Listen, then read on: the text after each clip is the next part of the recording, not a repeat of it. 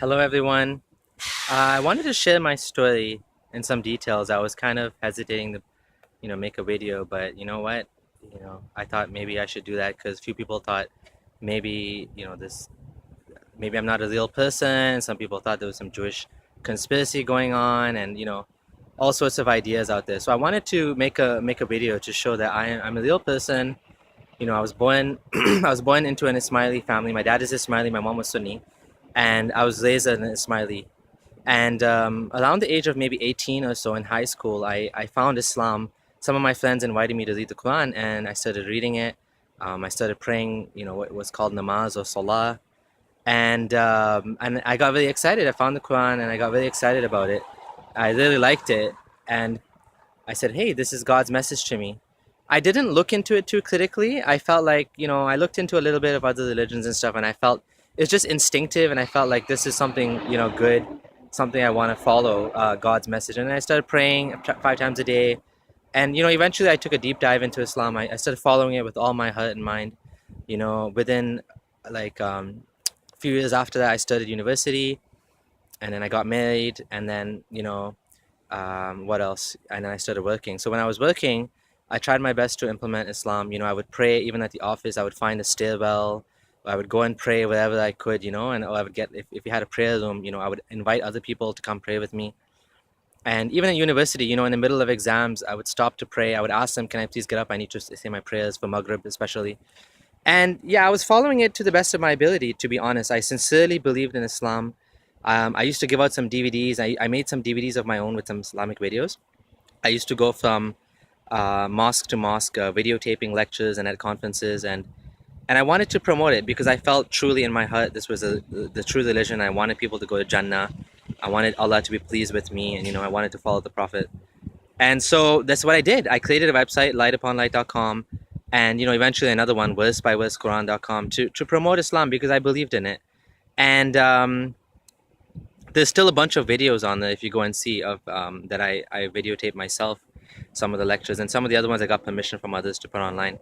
So that's what I was doing. And when I started working, I would avoid jobs that were involved with riba, anything to do with the bank. I wouldn't work for any banks whatsoever. I wouldn't work in the media industry like television or music. Personally, I wouldn't listen to music. I wouldn't let my kids listen to music.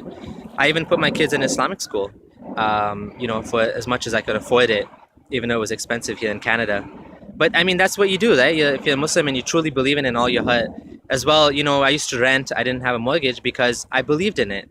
Now, there came a point in my life where I started having a little bit of doubt here and there, small doubts, and eventually, I was at 2 years ago. Um, I had some doubts. I was discussing with a friend online, and he mentioned that a lot of the stories in the Quran actually come from Jewish folk tales.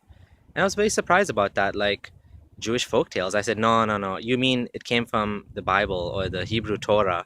And when I looked into it, I found out that actually a lot of the stories are from the Talmud, which is actually the Jewish commentary and the Jewish stories and basically the rabbis, commentary of the traditions. And so it doesn't really have a divine origin. And I also had a big problem with the story of Dhul Qarnayn. This tribe of how Dhul Qarnayn, he trapped this tribe of people, Yajuj and Majuj, Gog and Magog, behind a giant gate built of copper and iron. And I was wondering, where is this place? How come we can't find it? We have Google Earth and all that, and how come we can't find it? So that was another doubt. And I believe, left Islam for one day. But then I decided, you know what? I'm going to put my doubts aside. I'm Muslim. I want to go to Jannah. I want to believe in Allah. And I became Muslim for one more year. And then last year, so 1 year ago, is when when I truly left Islam for good. I was in Ramadan, and I was at a pre-iftar halaqah, and the sheikh was saying, Allah holds up the sky without any pillars. And this brought back all my doubts about, if the Quran is truly from God, the creator of the universe, the one that knows all things, why is he describing the world in a way that, was the 7th century understanding of the world?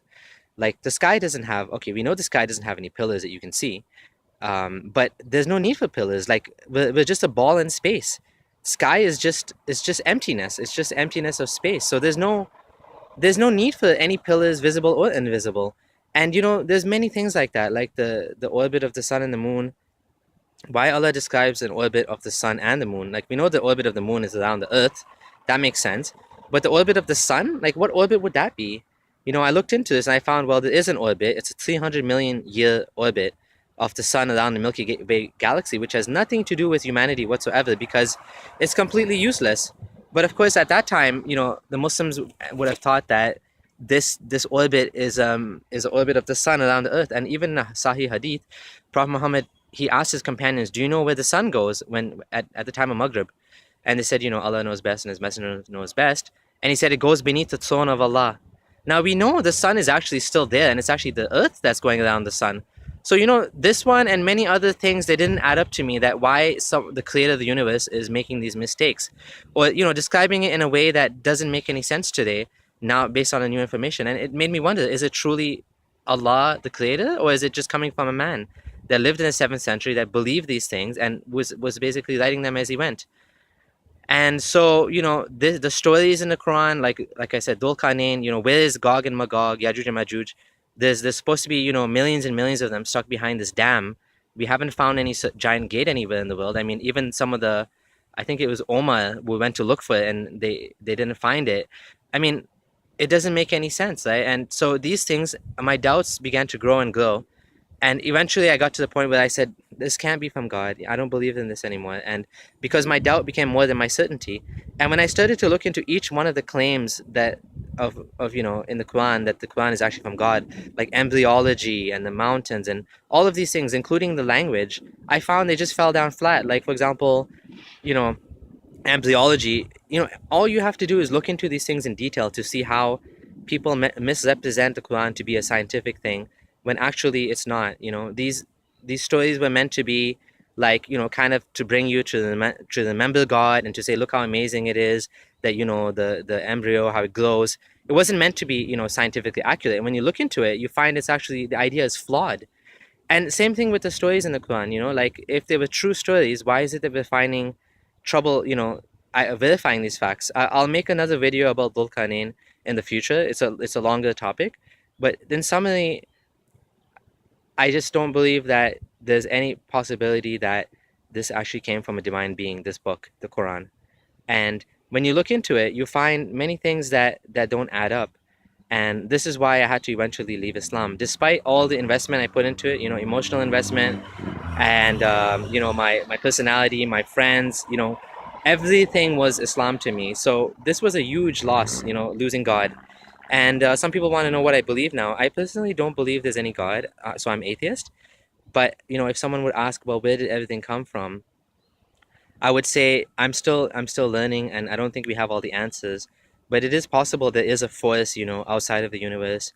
I don't know if you wouldn't call it necessarily God. You could call it God, but a force, a power, a being that made everything into what it is. But this being, from what I can tell, either does not care about us, or does not know about us, is not interested in us, doesn't answer dua, doesn't, like, if you just look at the state of the world today, all the suffering and all the pain, it does not look like there's any God out there that cares for us, that's looking out for us. And in fact, that's what I believe, that if there is a creator, either he doesn't know about us or he doesn't care about us, and he's just letting all these things happen. And which is why I'm an atheist, because I don't believe that that there is a God. But if there is a creator out there, I mean, maybe he has no personality. Maybe it's just like a force, a power,